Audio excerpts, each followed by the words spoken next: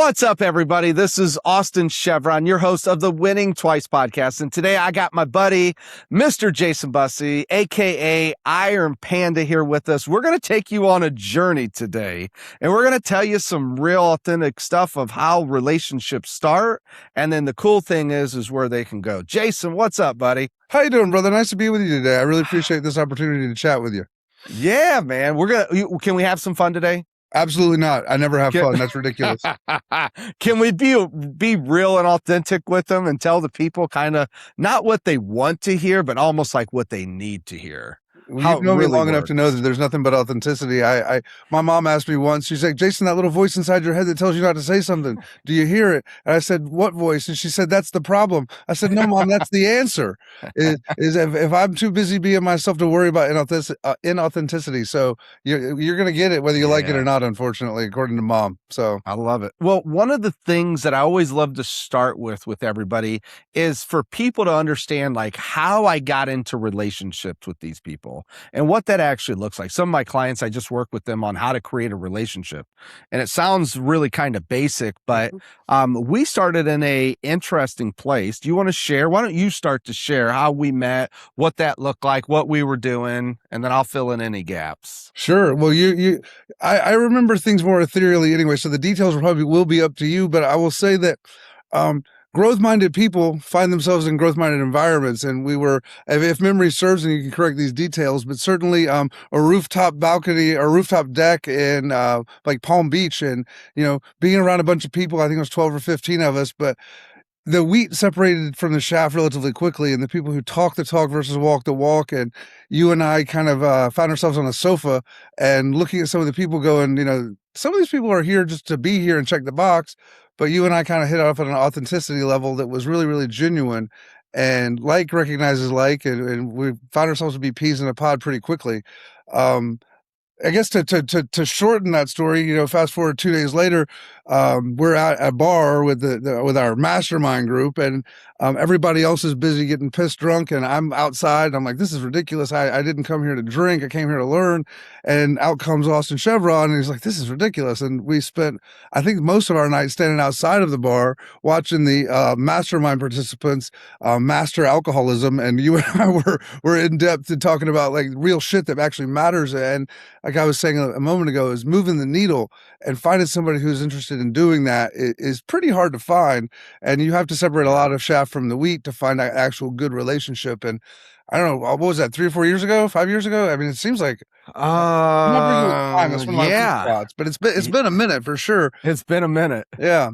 But the cool thing is in some of the most unrecognizable places, you find some things, some diamonds, right? And you got to go through a lot of dirt to find the diamonds. And I'm really, really grateful that you and I went through that dirt to find each other. Yeah. So we were in a mastermind group. I signed up. Good friend of mine, Madhu Baker, said, Austin, you need to be here. And I was like, I like my money. I'm not so sure. This is a lot. I mean, we're talking thousands of dollars a month. For a 90-minute Zoom call once a week, which half the time started late or wasn't, like, there's just problems. Yep. And so you said it, Jason, like-minded people find themselves in the same rooms in time. And so we got in there. I think we were probably 6 months in maybe before we actually met outside of Zoom. Mm-hmm. And so the person running the mastermind had a couple private events a year. I think they probably had a couple private in which you'd have some fun and you'd have some learning. And once again, we met on probably before day one, up on that rooftop in Sarasota. Yep. Sarasota. That's right. And then, it's funny, Jason, so I got it right here. Being the author of The Money Puzzle, what I saw was someone spend all my money in things that I didn't value. Yeah, all those thousands of dollars went to bar tabs and bullshit. Yeah, the yacht, the shuttles, all the things to impress everybody else. And it had its good purpose, but I remember the shuttle took us out to a bar, and shit, it was like 1 o'clock. Yeah. And way past our bedtime. Way past my bedtime. A little more towards yours, but way past mine. And I remember walking in thinking, I haven't been at a bar, Jason, and like the floors were sticky and the music was too loud. And I just thought, I got to get the hell out of here. And so I walked outside, and lo and behold, I walked outside, took a right, and I was on the side of the building, and I found you.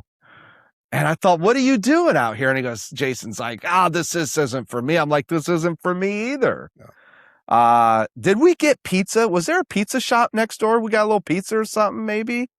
For some reason, if you put a gun to my head, I think it might have been a cheesesteak for some reason, but there was definitely food involved because, I mean, all 250 pounds of me, there's almost always food involved.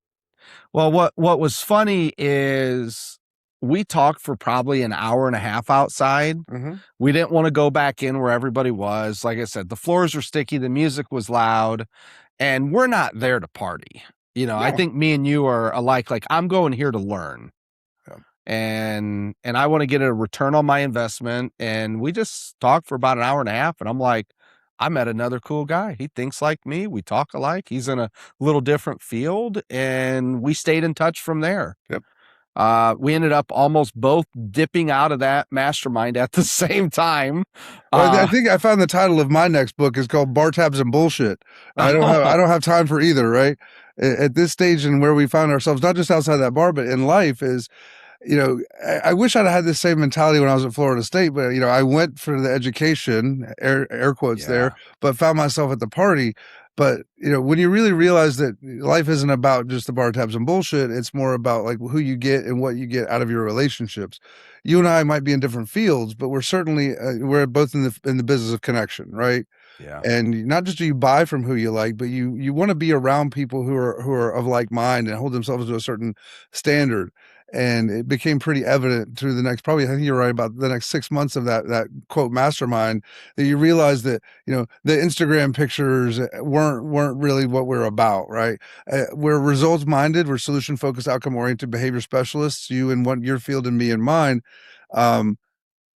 We've said this before in private, but the best thing I got out of that mastermind, and you've agreed with me previously, is we got each other out of it. Yeah. Right.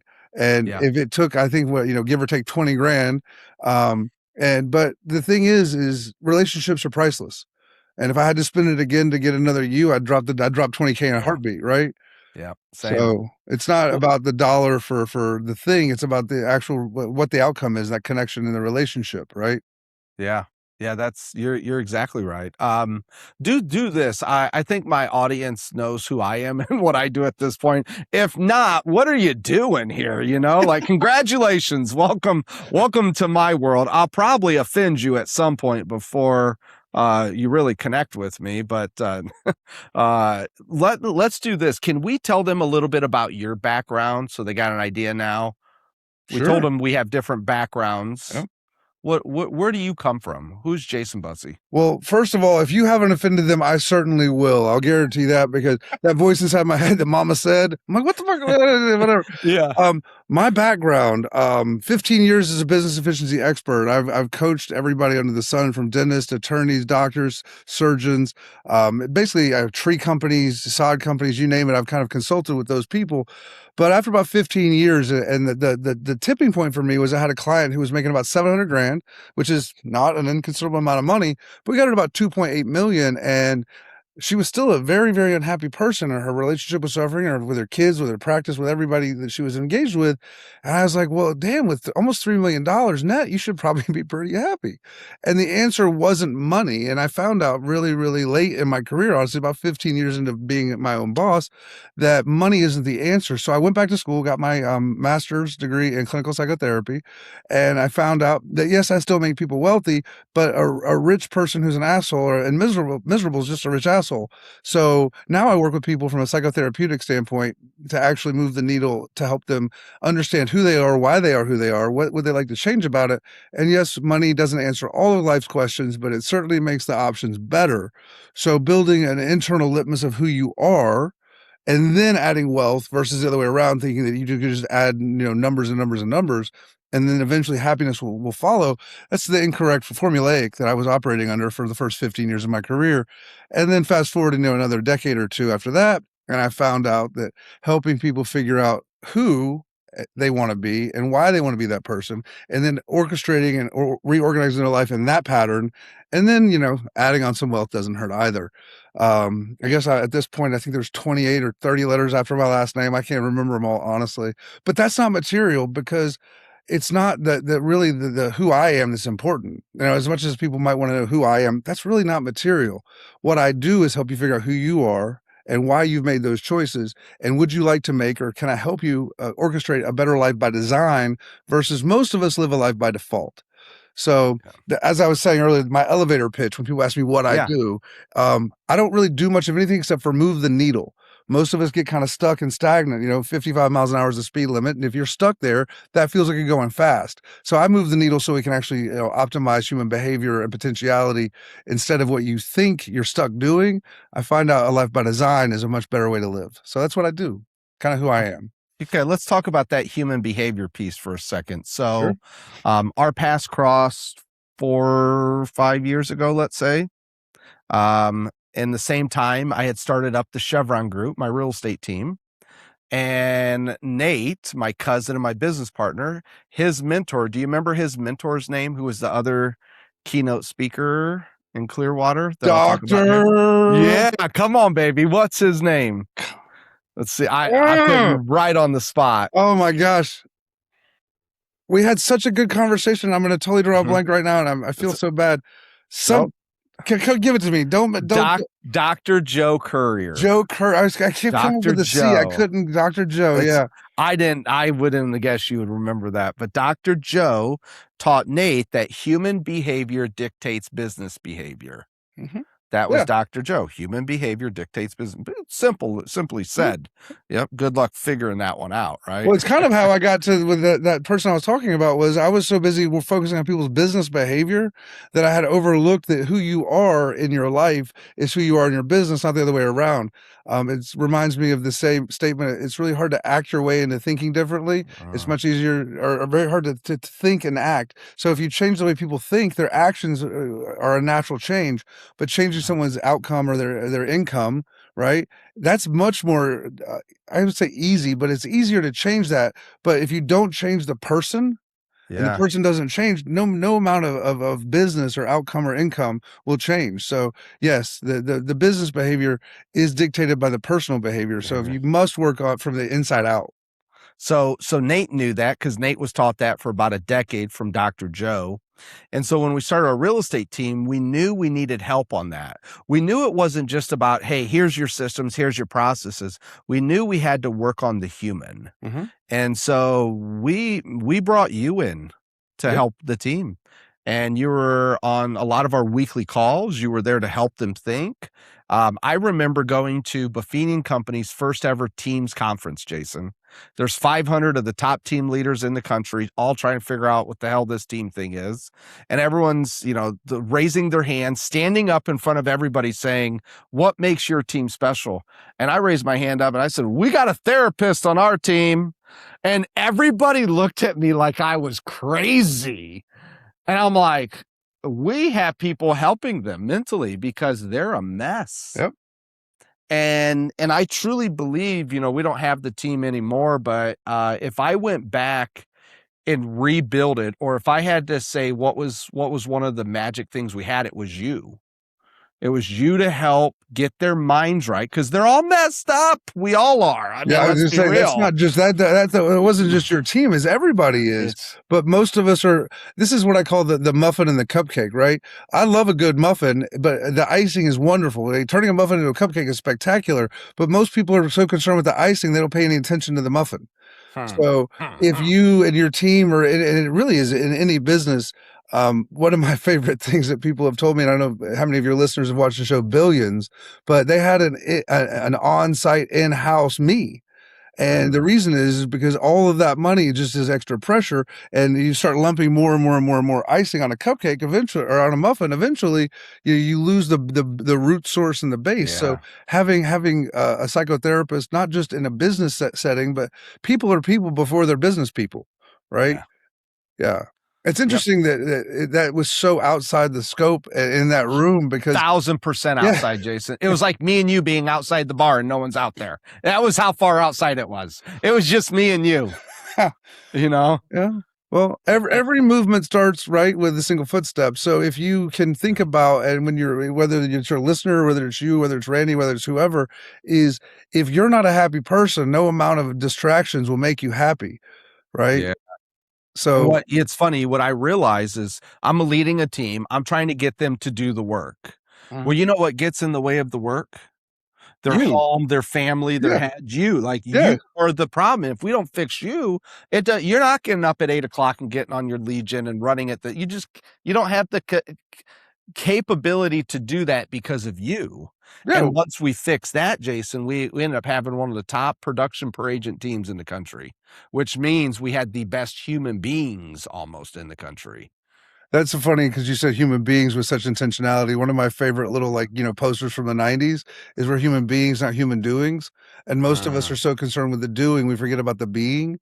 And the run rest program that you created, oh, and the love it. way that you really have to nurture the person who's doing all the work, because if you're not centered in being, all that doing is not going to fill the gap. So the distractions of sex, drugs, rock and roll, right? And the money's going to make it better. Money's a magnifier, man. And the book that you've written is absolutely spectacular because it's not just about the money, it's about the person making the money. And if you're not happy as a person, there's no dollar sign and commas and all that fun stuff. A decimal point doesn't change unless you change. Yeah. It's funny, everyone's always like, "Oh, Austin, I just need more money." I'm like, "It's not gonna solve your problems. I know you think it is, and I don't really wanna argue with Yeah. you. So you can either listen or you can go do it and call me back in a couple more years, and it's gonna be a lot more expensive in a couple years. I can promise you that. It'll be way more expensive to fix your shit in 3 years from now. Just listen to me." Yep. It's money. The money's a magnifier, and I'm based on what I do. I have the luxury to work with very high net worth individuals, and a little change 20 years ago would have equaled a hell of a lot of compound interest. Uh, Isn't just about money changing now versus then, right? People put off. I'm going to do this when I'm going to get healthy when I have money. Well, guess what? All the money in the world didn't buy Steve Jobs another pancreas. So you've really got to think about life as an investment, not just in dollars and cents, but an yeah. investment in you, because there's no amount of money that will buy time. Well, let's keep this thing moving. So we had you in on our team, Mhm. working with the agents, helping them out, and then we once a year we would take a big trip, and we went down to Clearwater, Florida. It's our end of the year review, reflect, and then set the vision for next year. And we had two keynotes. Dr. Joe Courier we brought in, and then we brought you in. Yep. What do you remember about that trip? Honestly, I remember the relationships. I remember the people and the vulnerability we shared in that room. I mean, there was quite a few of us there. Your team's ability to play full out and really, really trust in the process. I find that vulnerability, a little tangent here, but for those of Uh-huh. you who like superheroes, right? The difference between every superhero and supervillain is always vulnerability. So if you had to ask me one takeaway, it would be the vulnerability of the people who showed up, because to be the hero of the story, you have to be vulnerable. The vulnerability is our superpower. And when we lose that, we really become the villain of our own story. You talk about, who's our worst enemy? It's always the person in the mirror. It's the voice inside your head. It's that limiting belief. And your team showed up, your guidance and your handpicking of those people. But that was my number one memory, was where Yeah. I literally watching people cry, watching people laugh, watching people hug each other, watching people play full out.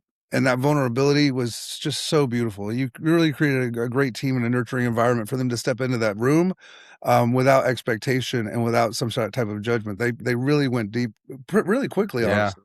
And I guess let me just back up, because if a team leader or company owner's listening to this, what you just said is not a normal thing that I see in my industry, that was created. And if I just step back, well, the first thing it was normally twice a year we took a trip as a company. And then what I said, I just want to re-say this for everybody to hear again. One of the trips at the end of the year, we brought in two speakers, plus I was a speaker, Nate was a speaker. We were training. We always did the training and we had fun. Yeah. And the two keynotes that we brought in were both in the psychotherapy world. I don't remember what Dr. Joe's actual leadership, uh, I don't remember what you would I'd call probably put him. him in a professional development, very, very hierarchical, very structured from getting stuff done, that output thing. But he also did focus a little bit on my topics of why are you who you are, Yeah. allowing me to go deep. Following him was an honor because he primed people for the this is what you're doing and this is how it's been doing and this is why you might be doing it, which opened the door for me to go, why are you doing it that way? Yeah. Most of us, and this is, without going too psychotherapeutic on your listeners, but, we have a framework of about 4 years old, about 14 years old, where we're taught to do a lot of shit, right? One of my favorite statements, and I don't know if this is a Jason Busseyism, but everything you've ever thought is something that you've been taught. So, human beings are only born with two things: a fear of loud noises and a fear of falling. Everything else, your religion, the language you use, every framework that you believe is you is actually just something you've learned. So his ability to break down things in a framework and schematic, but then I went a little deeper and it's, Mhm. why do you think that? Why did that come in? Who taught you that? And most importantly, what served us when we were in that 4 to 14 block, right? Well, you were learning to ride a bike, but you don't need the training wheels anymore. So a lot of the tools you were using in that 4 to 14 block, if you don't do a conscious reevaluation periodically, 2, 3, 4, 5 times a year, if you're not reevaluating your tools, what got you here probably will not get you there. Mhm. So the why do you believe certain things, and whether it's racism, prejudice, but money, class, uh, any sort of thing you've ever thought you've been taught, are those lessons still serving you? Is the real question. Right? Thinking that one of my favorites is, rich people are assholes. That is not true. And people think that money isn't for them or people think success isn't for them because those people act like this. That's bullshit. I know just as many poor assholes as I know rich assholes. It's that magnifier thing. So a lot of the framework that Dr. Joe was able to teach people was like, this is how to do this, that, the other thing. But my thing is, why do you believe what you believe? And is that belief actually serving you or is it in fact holding you back? The Mhm. number of people who don't want to be rich, but say they do, is vastly outnumbers the people who are actually wealthy. People are afraid of money. People think that it's a limiter, and in fact, it's a magnifier, as I've mentioned several times. So, if you're a good person, money just makes you a person with more wealth, being a steward of finances instead of being owned by them. I know you cover that in the book quite a bit, but Yeah. your framework is really, really perfect because it shows people that money is nothing more than a tool. You know what I found writing the money puzzle is a lot of people have a bad relationship with money. Mhm. And the relationship, the best thing I can describe it as, it's like a relationship like your ex. That's Okay. I'm telling Okay. you. It's like the relationship you might have with your ex-spouse, ex-business partner, ex of any kind. That's how people like internalize financials and money. And I didn't know that at first. And now that when I realized that, I'm like, you better be really careful talking with people about their money and dealing with their money because they got a bad relationship with it. It's a And belief. it's But a it's a yes. belief though. It can change like that. One day you're married, next day you're not. Literally, it's a signature on a piece of paper. What would it take for people to release a belief, right? Because you and I both know this as Yeah. professionals, but a fact and a feeling, if you put those two things on a scale, the feeling way outweighs the facts. So Yeah. money is a fact, but there's a lot of feeling around money, and that feeling around money overpowers the facts of the money. So Yeah. so when you talk about relationship, right? I always think about the Garth Brooks song, "Thank God for Unanswered Prayers," right? Yeah. Is the thing you thought you once wanted, you may now have, and you're like, "Oh my God, I didn't want that after all." So, but maybe, just maybe, your beliefs around money aren't actually serving you the way you think they are. The scarcity mindset is one of my most favorite things when I bust people's balls about this is, you think more is gonna be better. Well, do you want more cancer? No? So, okay, we can agree money's not or more is not always better. I Yeah. jokingly say that we live in Amorica, not America, because we have this like supersize me, give me more, give me more. More is not the answer. Stewardship and intentionality, that's the answer. It's funny when I wrote the money puzzle, I remember 60 days, Jason. I took 60 days. I locked myself in my office at my home. And I told Nate, "You got it, buddy. I'm 60 days in. I got a couple appointments I got to keep, maybe my one-on-one clients, but I'm not doing anything else." And after 30 days, I called him up. He goes, "How you doing?" I go, "I think we have a problem." He goes, "What's that?" I go, "I didn't write anything about making money." Like literally, I've been writing everything I knew about money for 30 days, Jason. And I looked at it all, I'm like, shit. And I'm talking, I had 2 whiteboards full of all the ideas, which ended up being all the chapters and all the details. And it wasn't organized, but I looked at it all. I'm like, Nate, I didn't write one thing about making money. And he goes, I remember he said, was it all true? I go, of course it's true. He goes, then keep writing. I'll see you in 30 days. Perfect. And then I thought, damn, how am I going to tell everybody that I wrote everything I knew about money, but I didn't write anything about making it? I don't know if they're going to want to hear that story. That's what I kept thinking. Never write or produce what people think they want. Produce what they need. Yeah. Well, right? thank God I wrote it for my kids and not for anybody else. Yeah. And because my kids were my solid ground to say, okay, is this the message that I want to get them? If I would have wrote it for the world to sell it, I'd have had to write about making money. No doubt about it. Like most of the stuff I train on is not sexy. It's like the basic, fundamental, how do you think? How do you act? Build the structure from the foundation up. And everyone's like, well, about it though, the man makes the money, and not to be gender specific, but it just sounds better. The sure. man makes the money, right? But if you're not working on the person, then the outcome or the income doesn't matter. So you work on the internal belief system, you work on your stewardship, you work on your actual faith. Remember that feeling thing versus the fact thing. That's why it's successful. That's why you've been successful. That's why your team in that room was so vulnerable and so ready to play, is because you weren't just there preaching the same thing. Let's be honest. If it's been talked about and it has to do with money, it's already been written. But the language of the person and what integrates what people hear, right? What is it? Nothing new under the sun. I mean, I'm an amalgamation of everything I've ever read, everything I've ever said, everything I've ever done. My language just reaches some people, it doesn't reach others. When I said I'm going to offend some people, if you're not being authentic, then you won't offend people. Authenticity scares the shit out of people, and not everybody's going to listen to my voice, my tonality, my whatever it is. Half the people are going to have already turned us off. But the people who we do reach, we don't reach because we're giving them the same shit tools that everybody else has been preaching for 200 years. It's because we're saying it in a way that's concerned about the person, not just about the profit. Yeah. And that is why you're successful. And that's why your team was so ready to play, is because they didn't show up just to be indoctrinated into another Tony Robbins seminar, rah, rah, rah. It was more about the actual person in the room. Right. Yeah, we did it. And we not only did it, we crushed it. Yeah. And we crushed it so much that all these other teams, Jason, were reaching out to us saying, can you teach us how to do what you're doing? Mm-hmm. And I mean, I was on 100+ calls, giving everybody, 60 minutes, 30 minutes of here's what it is. And what I found was I found I was doing them a disservice, in my opinion, because to show somebody like, hey, if you want to be healthy, well, just go to the gym. No, you also got to eat. You got to do these other things. You got to have mental health. There's physical health. And what I realized, there was all these other components around what made the team. And so we decided at that point to record and document our team's program. And you remember that because you, once again, were invited back as our guest speaker. Tell us what you remember about that event. Well, that event, I'll add an S to that, because we were honored and privileged to work with people both individually and in other groups other than just that one wonderfully produced event. But the thing that I remember there is people actually showed up.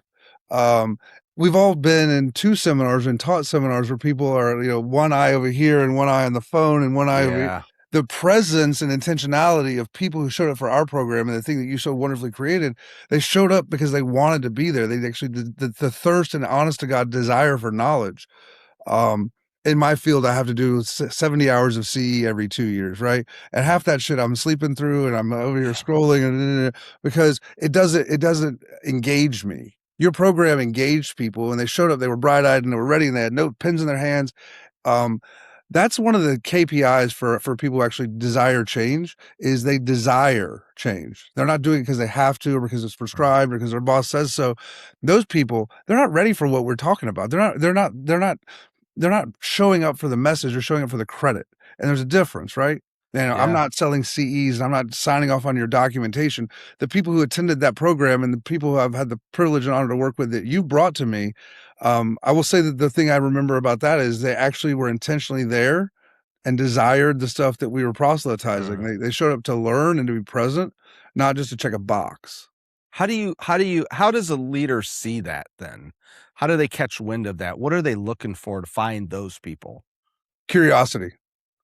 There's two, and this is a business and a personal, like there's two KPIs in a relationship, right? Kindness and curiosity. You don't work with people who aren't kind and who aren't curious. If they're not asking questions, if they don't show up with the best intentions, if it's selfish, if it's just checking the box, you gotta, I'm not gonna, don't tell anybody, right? But you gotta write those people off, right? Yeah. They may be great earners, but they're going to be more of a detriment long-term, right? Because if it's the me show, it's not. It's the we show. If we succeed, we all succeed. A rising tide floats all boats. Your audience is about the we, not about the me. Yes, there's a value add for me, but together we can lift more weight. I'm pretty freaking strong, right? But you and I together, we're not even twice as strong. We're actually more than the sum of the parts, because the synchronicity and the flywheel effect of people who want to learn and want to grow and desire that. It's a true, like, you can feel it from people. And it usually, honestly, takes about 6 months to a year, has been my experience, before you can really weed those people out. Because most people come into a relationship, whether it's business or personal, they show up with this zeal because it's new, the dopamine and the serotonin and all these fun little drugs. I jokingly tell my clients, like, don't propose until 18 months, right? Because it takes about 6 to 18 months for the dopaminergic behaviors, serotonin, dopamine, oxytocin, for that shit to wear off. It's the same thing in a business relationship. Is you show up and you can fake it till you make it for about 6 to 18 months. At that kind of 12-month mark, you start to see the people who are really wanting and desiring that growth versus the people who are just there to cash checks. Because the check cashers, they're not going to be your long term. They're not going to be your ride or dies. So it's going to take a beat. And I was coaching a client this very morning, in fact, around, well, I'm not seeing an ROI and this isn't happening. The cycle is longer than you want it to be. As it always is. It's always longer. It's always longer. And it always costs more money too. Well, it's my joke in therapy is, if you lie to me on the sofa, it's going to take twice as long and cost 3 times as much. So you got to be honest. Good. You got to really want to be here, because if you don't really desire the knowledge and you don't really want to change and want to grow, well, you're wasting my time and your money. So that's the thing. If I had to look at your crowd, is that they had made it past that, 12 to 18 months. They have been in the field long enough to know that helping people find houses isn't just about cashing checks. I mean, you're finding someone the place where they're going to live, where they're going to, so that relationship piece, if you can make it through 18 months of the no's and the cold calls and all that bullshit, and you still want to have that burning desire to not just cash a check, but to help someone find something that's going to be their most meaningful purchase ever for a lot of people, is going to be that home. And if that's the message and you really want to do that, that'll make you pick up the phone. But if you're just picking up the phone to cash a check, those calls won't happen. Yeah. Well, you talk about your couch. Where are you located? My practice is in Atlanta, Georgia.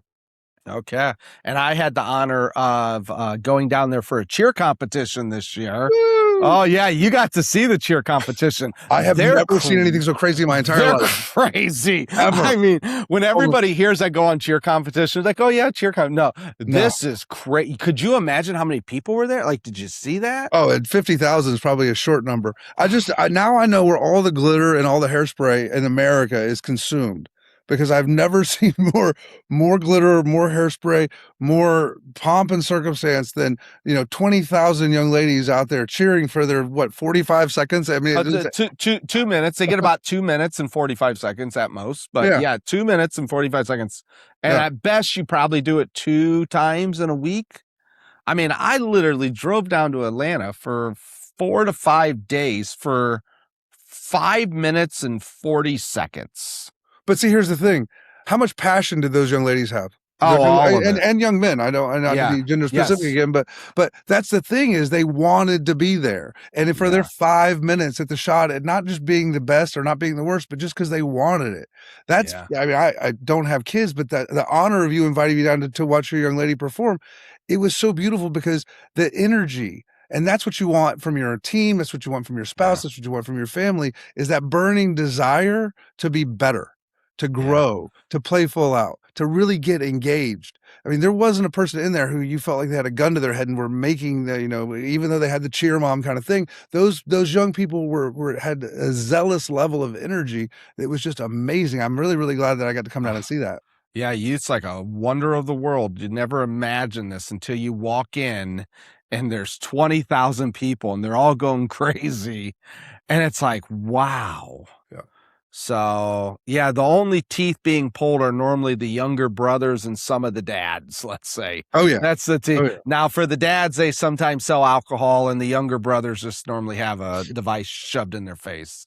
Well, We I'm see not it. going to tell you a lie here. If I was 15 years old, I might think that might be the best thing in the world to go go check out, man. I mean, let's talk about a stock pond, brother.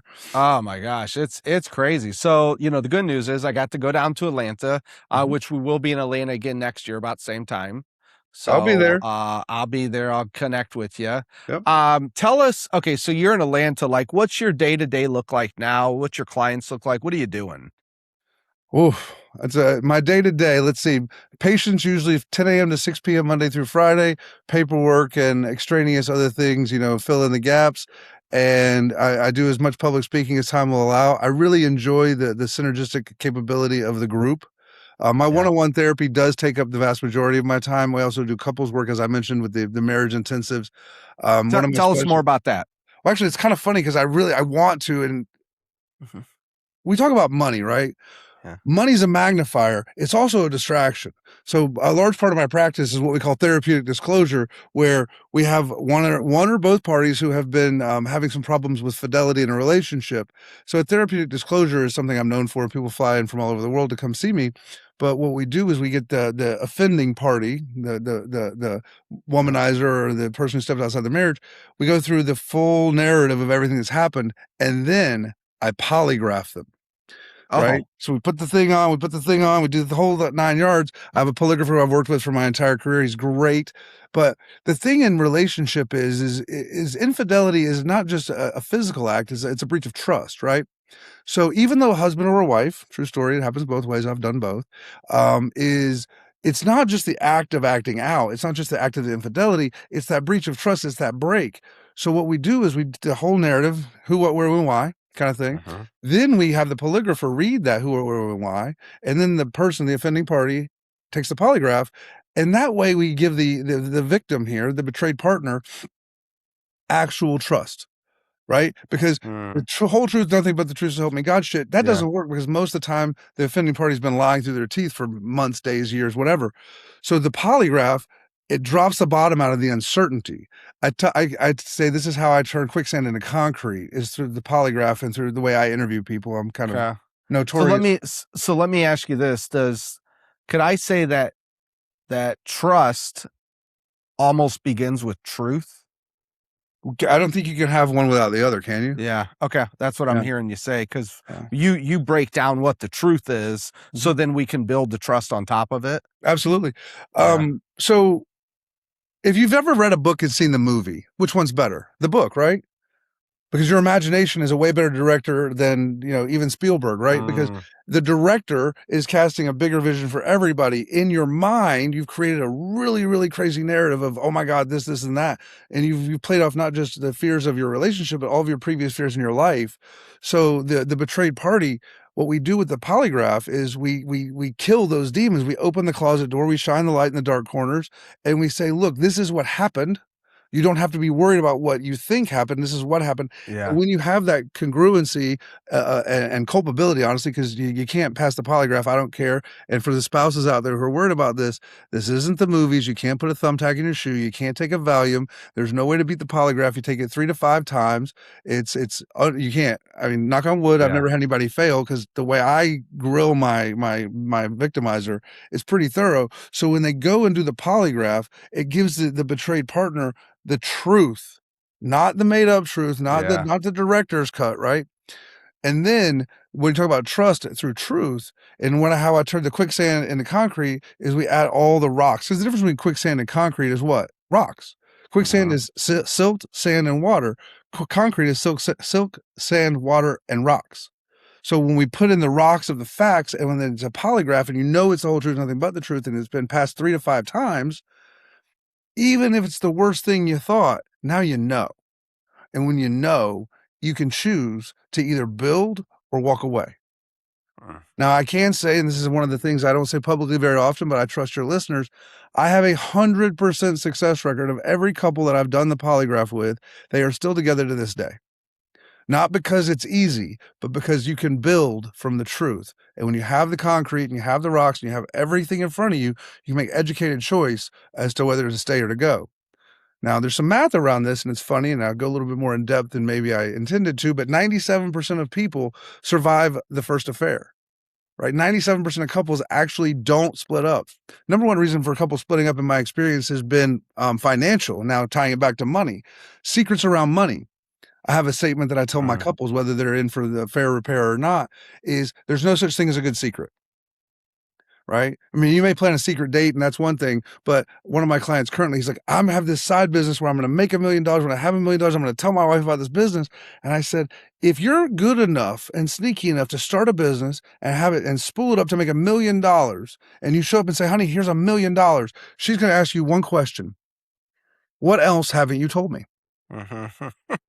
There's no such thing as a good secret. Right? So in the affair repair or in business or in anything in life, right? The closer you are to somebody, the less viable, the less valid, the less it goes against vulnerability. Because if you have that level of secret, what else am I missing? Yeah. Could you imagine if you showed up and your wife said, here's $1 million, you'd be like, what the hell else am I missing? Where am I not paying attention?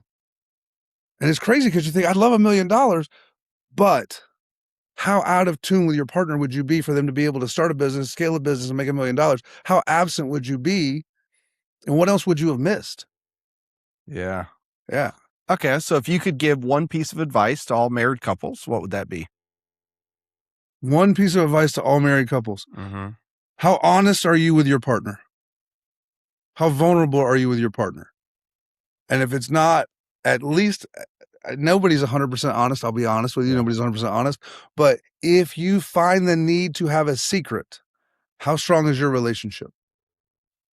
So how vulnerable are you? It's not a marriage advice. It's just like money. It's this person here being authentic, being autonomous. It's really hard to have a we without a me. So if you can't show up authentically in your relationship, what are you missing? And what are they missing? Right? Yeah, I love it. I love it. Well, I got two more things here before we wrap up. The first, if our listeners want to get a hold of you, how do they reach out to you? CapstoneAtlanta.com is my psychotherapy website, and IamIronPanda.com is my coaching and business development website. Both of those are great, but I will do one better. 404-594-0625.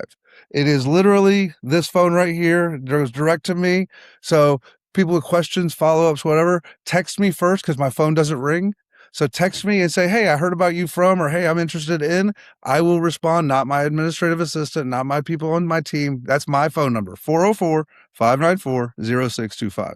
And I'll make sure, Randy, we'll put those in the show notes for everybody so they can get it. And if anybody ever sees anything I'm doing and you see, can you lift up your left arm and just do this? And you see that panda there, that's who this guy is. For all of you saying, I think I've seen that panda before, There you go. Austin. Yes. Actually, it's funny because you put this on your Facebook. Yeah. Yep. And I have sold I think it's 2 or 3 journals since you put that up there. So thanks for the plug. All good, brother. And honestly, if you talk about relationship advice, if you're not meditating and you're not journaling, you're not present. I know you know that. I know you believe that. I know you're a big proselytizer of it. But if you're not spending time on you, the me, how can you be invested in the we? Well, normally I end with the question is if you could give one piece of advice to an entrepreneur, what would that be? And I think you just said it. Say it one more time for them. Well, if it's an entrepreneur, I'm going to say, are you insane? Yeah. 40 hours and a 401k is a great safety net. So if you really want to be an entrepreneur, you have to ask yourself, am I that crazy? If the answer is yes, give us a call. Austin and I are great at coaching people who are, as I jokingly say, I'm unemployable. If you find yourself to be unemployable, you have some great resources in us, and we would love to help you become unemployable. The last time I interviewed for a job, I was 19. I think I was probably 18, my last job, maybe 17. I was the bus boy at a restaurant, and I became the head bus boy after 1 week. And they You've were never paying shared that with me before, brother. they were paying me $30-some an hour as a 18-year-old back then to be in charge of all the busboys. And then they hired a consultant to come in and said, we need to shut this down. We're paying this guy way too much. And so they said, we'll pay you a fraction of what you make, and you only get to work now on Fridays and Saturdays. And I'm like, peace out. I'm out of here. That was the last job I ever had. I'm like, this shit sucks. Yeah. You want me to do the hardest work and get paid less? No way. I ain't signed up for Being that. unemployable is a great honor. It's also the heaviest thing you'll ever lift, but I wouldn't have anybody else be my safety net. I prefer that, when the check cashes, I'm the one who signs it. I love it. Well, everybody, Jason, I normally don't do this, but why don't you sign us off here today? Oh, You got only one sign. There's only one sign off, by the way. What, you're the Peace Love Panda? Yeah, let's go, That's my baby. jam. Let's go. I have been honored. I have been privileged, and it is my complete and total joy to be here with you guys today. If you have questions, please follow up. And if not, remember, with all the love in my heart and all the peace in the world, Panda is out. See you guys. Bye. Thanks for listening to this episode of Winning Twice. Each week, we drop a new episode with business owners, entrepreneurs, and high performers. We talk about life, vision, success, failure, and what it really takes to win professionally and personally. If you want to listen to more episodes, visit my website, austinchevron.com. Thanks again for being here, and I'll see you on the next episode of Winning Twice.